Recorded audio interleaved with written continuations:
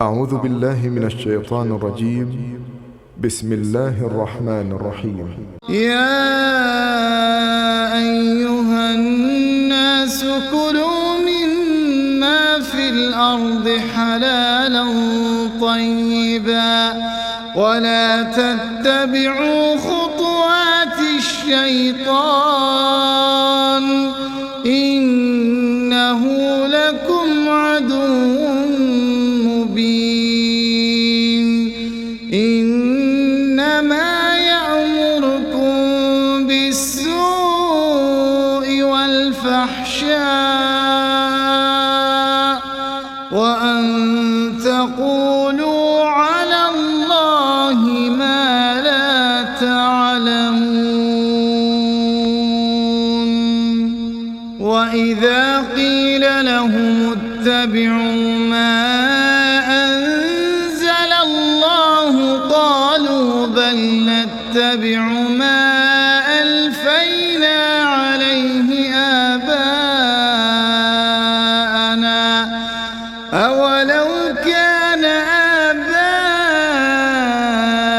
آباؤهم لا يعقلون شيئا ولا يهتدون. ومثل الذين كفروا كمثل الذي ينعق بما لا يسمع إلا دعاء ونداء صم بكم عمي فهم لا يعقلون. يا أيها الذين آمنوا كلوا من طيبات ما رزقناكم واشكروا لله إن كنتم إياه تعبدون. إنما حرم عليكم الميتة والدم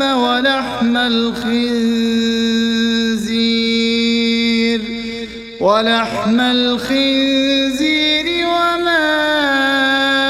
أهل به لغير الله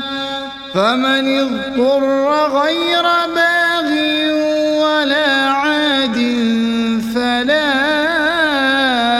إثم عليه إن الله غفور رحيم. إن الذين يكتمون ما أنزل الله من الكتاب ويشترون به ثمنا قليلا أولئك ما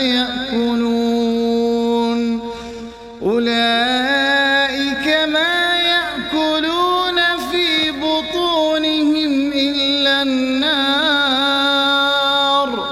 ولا يكلمهم الله يوم القيامة ولا يزكيهم ولهم عذاب أليم. أولئك الذين اشتروا الضلالة بالهدى والعذاب بالمغفرة فما أصبرهم على النار. ذلك بأن الله نزل الكتاب بالحق وإن الذين اختلفوا في الكتاب لفي شقاق بعيد. ليس البر أن تولوا وجوهكم قبل المشرق والمغرب ولكن البر من آمن بالله واليوم الآخر والملائكة والكتاب والنبيين وآتى المال على حبه ذوي القربى واليتامى واليتامى والمساكين وابن السبيل والسائلين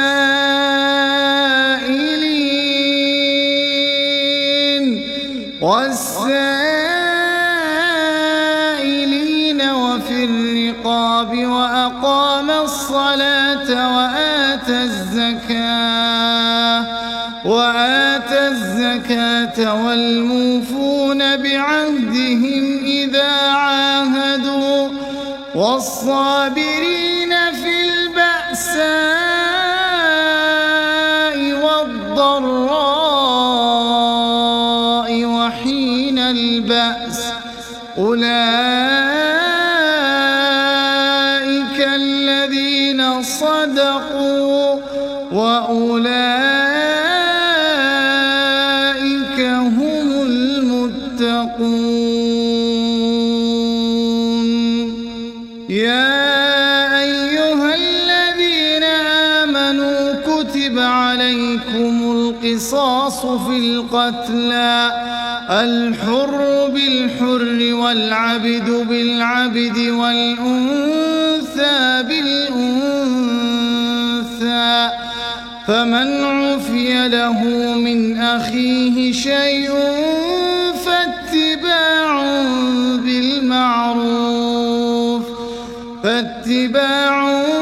بالمعروف وأداء إليه بإحسان ذلك تخفيف من ربكم ورحمة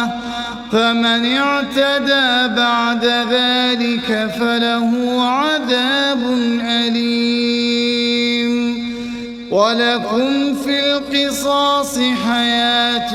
يا أولي الألباب لعلكم تتقون. كتب عليكم إذا حضر أحدكم الموت إن ترك خيرا الوصية للوالدين والأقربين بالمعروف حقا على المتقين. فمن بدله بعدما سمعه فإنما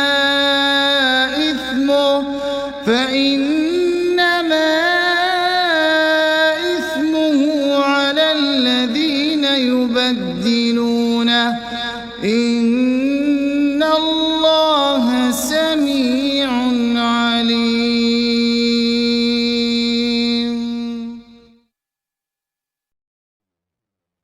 فمن خاف من موصٍ جنفا أو إثما فأصلح بينهم فلا إثم عليه إن الله غفور رحيم. يا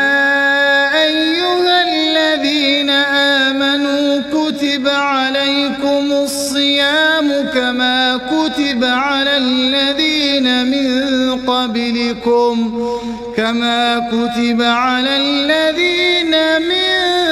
قبلكم لعلكم تتقون. أياما معدودات فمن كان منكم مريضا أو على سفر فعدة من أيام أخر وعلى الذين يطيقونه فدية طعام مسكين فمن تطوع خيرا فهو خير له وأن تصوموا خير لكم إن كنتم تعلمون. شهر رمضان الذي أنزل فيه القرآن هدى للناس بينات من الهدى والفرقان فمن شهد منكم الشهر فليصمه ومن كان مريضا أو على سفر فعدة من أيام أخر يريد الله بكم اليسر ولا يريد بكم العسر ولتكملوا العدة ولتكبروا الله على ما هداكم ولعلكم تشكرون وإذا سالك عبادي عني فإني قريب أجيب دعوة الداع إذا دعان فليستجيبوا لي وليؤمنوا بي لعلهم يرشدون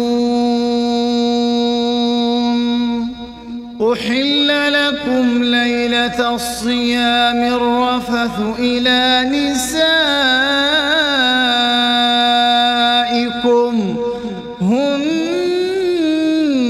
لباس لكم وأنتم لباس لهم علم الله أنكم كنتم تختانون أنفسكم فتاب عليكم وعفى عنكم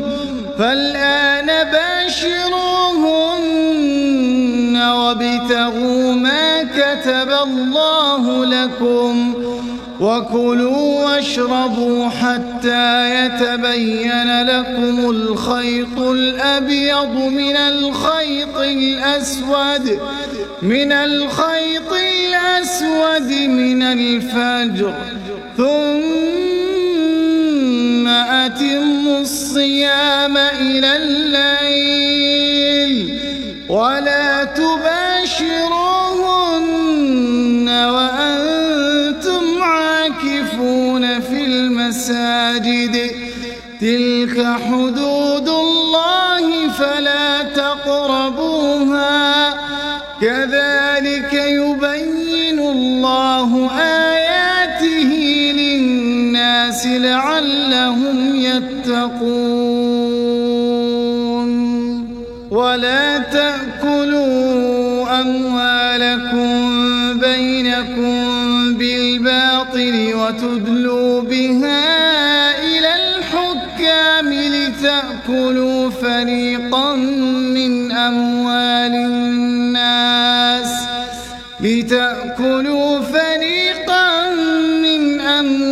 الناس بالإثم وأنتم تعلمون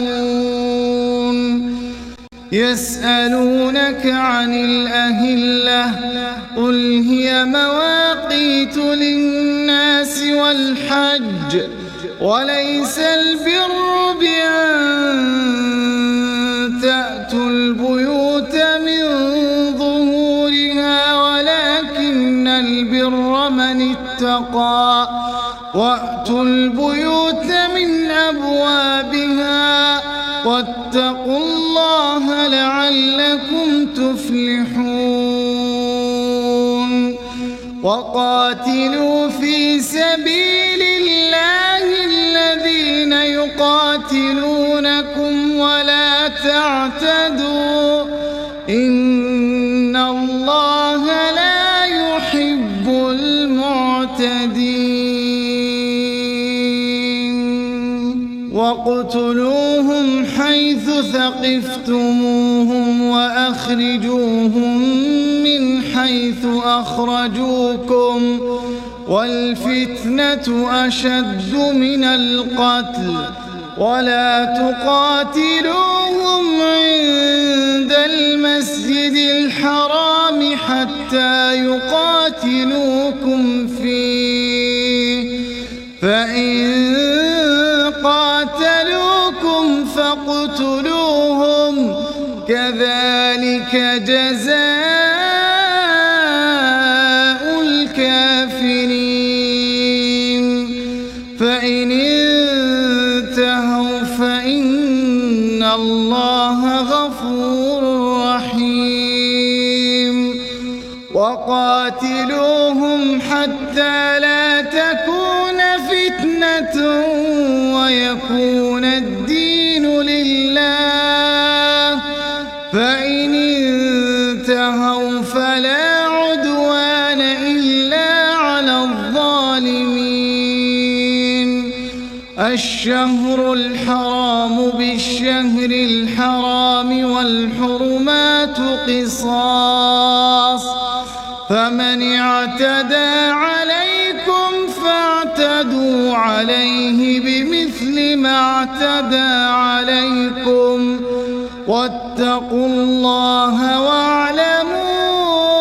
أن الله مع المتقين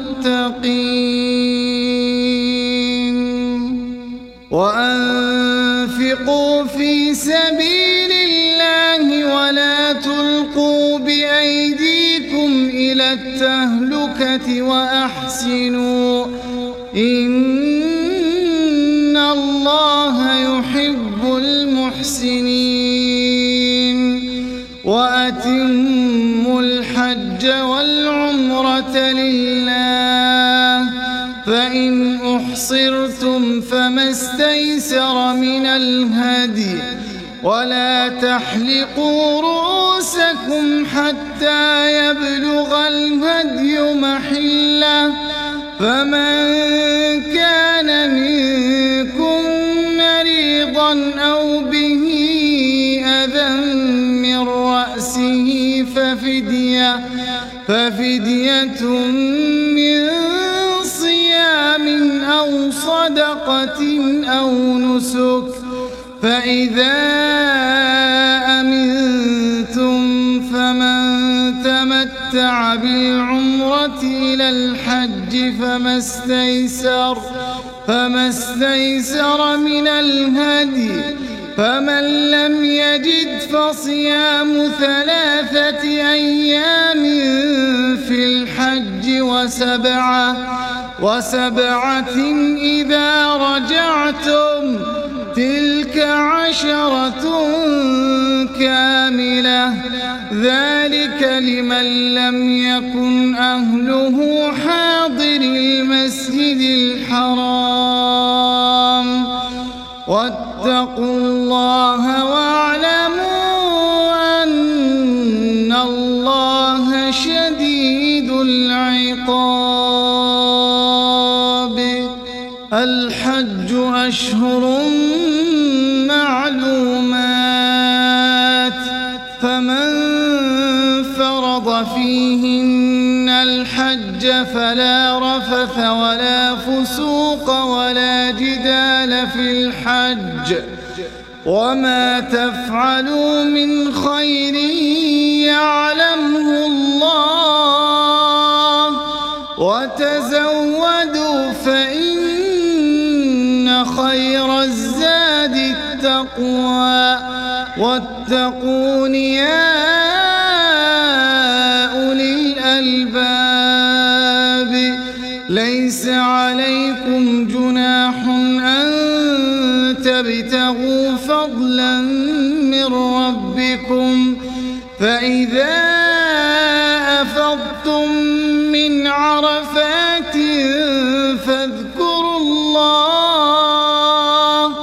فاذكروا الله عند المشعر الحرام واذكروه كما هداكم وإن كنتم من قبله لمن الضالين ثم أفيضوا من حيث أفاض الناس واستغفروا الله إن الله غفور رحيم فإذا قضيتم مناسككم مناسككم فاذكروا الله كذكركم آباءكم أو أشد ذكرا فمن الناس من يقول ربنا آتنا في الدنيا وما له في الآخرة من خلاق ومنهم من يقول ربنا آتنا في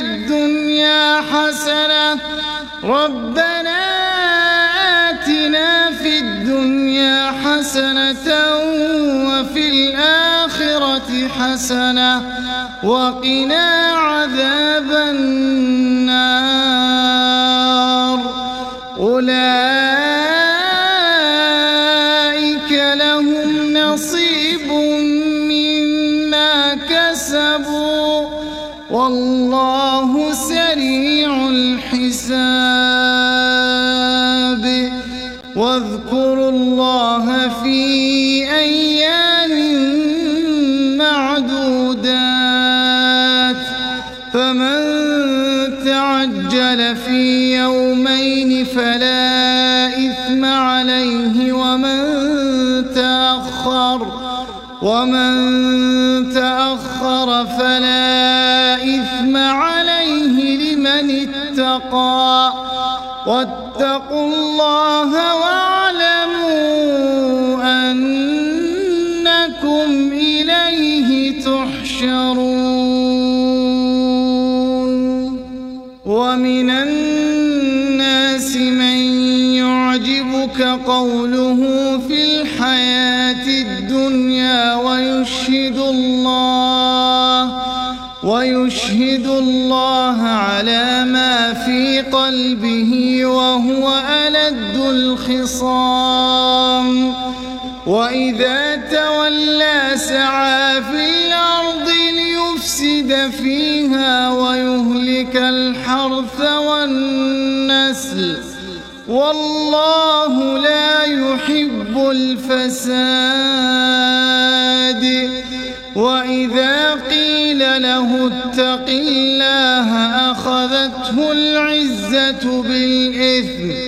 فحسبه جهنم ولبئس المهاد ومن الناس من يشري نفسه ابتغاء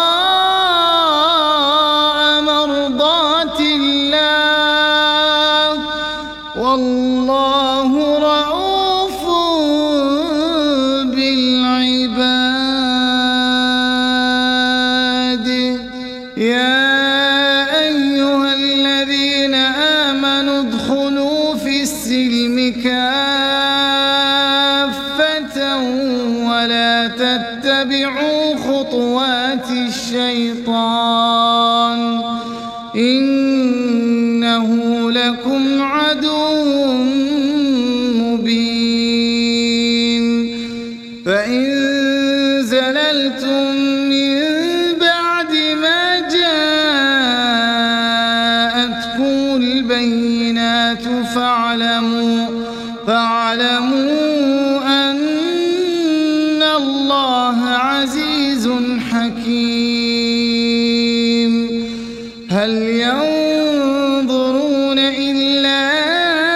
أن يأتيهم الله في ظلل من الغمام والملائكة وقضي الأمر وإلى الله ترجع الأمور سل بني إسرائيل كم آتيناهم من آية بينة ومن يبدل نعمة الله من بعد ما جاءته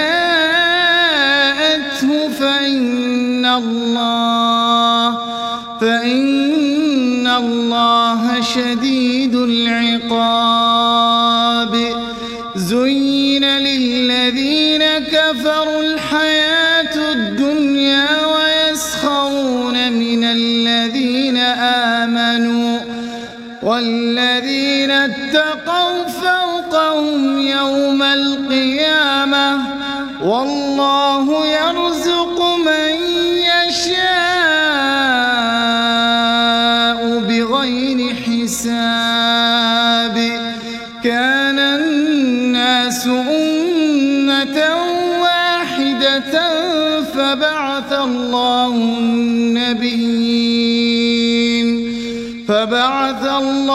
النبيين مبشرين ومنذرين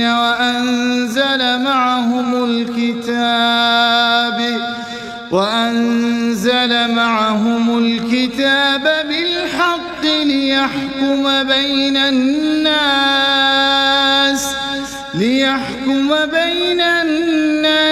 فيما اختلفوا فيه وما اختلف فيه إلا الذين أوتوه من بعد ما جاءتهم البينات بغيا بينهم فهدى الله الذين آمنوا لما اختلفوا فيه من الحق بإذنه والله يهدي من يشاء إلى صراط مستقيم أم حسبتم أن تدخلوا الجنة ولما يأتكم مثل الذين خلوا من قبلكم مستهم البأساء والضراء وزلزلوا حتى يقول الرسول والذين آمنوا معه متى نصر الله ألا إن نصر الله قريب يسألونك ماذا ينفقون قل ما أنفقتم من خير فللوالدين والأقربين واليتامى والمساكين وابن السبيل وما تفعلوا من خير فإن الله به عليم كتب عليكم القتال وهو كره لكم وعسى أن تكرهوا شيئا وهو خير لكم وعسى أن تحبوا شيئا وهو شر لكم والله يعلم وأنتم لا تعلمون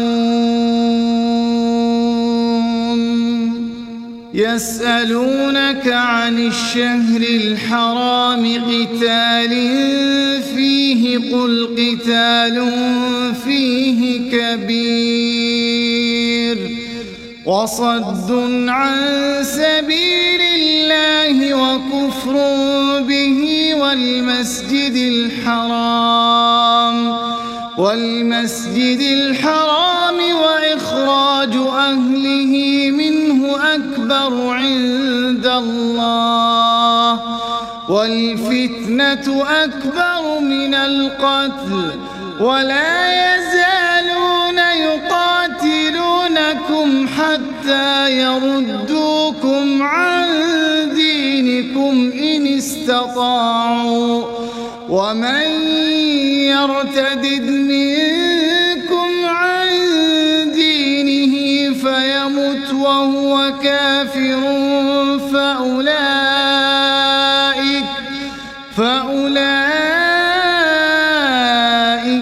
حبطت أعمالهم في الدنيا والآخرة وأولئك أصحاب النار هم فيها خالدون. إن الذين آمنوا والذين هاجروا وجاهدوا في سبيل الله أولئك يرجون رحمة الله والله غفور رحيم. يسألونك عن الخمر والميسر قل فيهما إثم كبير ومنافع للناس وإثمهما أكبر من نفعهما ويسألونك ماذا ينفقون قل العفو كذلك يبين الله لكم الآيات لعلكم تتفكرون في الدنيا والآخرة. ويسألونك عن اليتامى قل إصلاح لهم خير وإن تخالطوهم فإخوانكم والله يعلم المفسد من المصلح ولو شاء الله لأعنتكم إن الله عزيز حكيم. ولا تنكحوا المشركات حتى يؤمن ولأمة مؤمنة خير من مشركة ولو أعجبتكم ولا تنكحوا المشركين حتى يؤمنوا ولعبد مؤمن خير من مشرك ولو أعجبكم أولئك يدعون إلى النار والله يدعو إلى الجنة والمغفرة بإذنه ويبين آياته للناس لعلهم يتذكرون.